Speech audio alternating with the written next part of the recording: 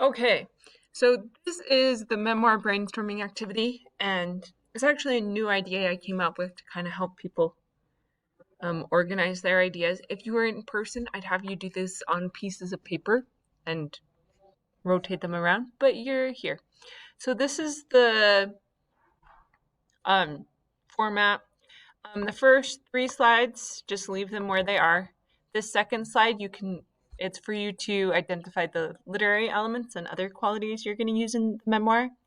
And so you can just write down your thoughts here. And then these slides, you can write down what's going on and feel free to rearrange them in any order. So this is mine. I just wrote down notes, help me configure out, and I like to include pictures. So once you've done that, you kind of want to think about, okay, so anyway, I went through and I just kind of like wrote down thoughts, ideas of what I was going to write. So now I have a pretty good idea of how it's going to go. Pictures just help me like visualizing. So when I go to write, I can describe things better.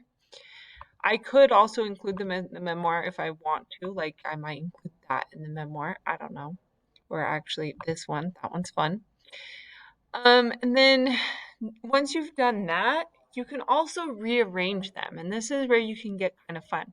Like maybe I want to do the background information stuff first and then the beginning event.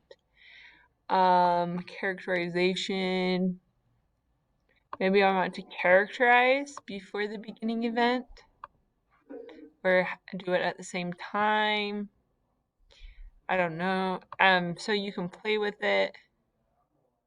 I think the problem also goes maybe in the beginning event. What's the turning point? Or I could do like a whole flashback thing. I could start the turning point at the very beginning and explain the huge letdown and then go back and walk through everything. But I'm not. I'm going to go in the standard traditional order. But the questions in the slides are designed to help make sure you get everything that is necessary in a memoir based on the structure we made last week. If you do want to add any slides, you are welcome to. I don't really recommend deleting slides because they all have something important. Like, for example, what happened as a result and what changed.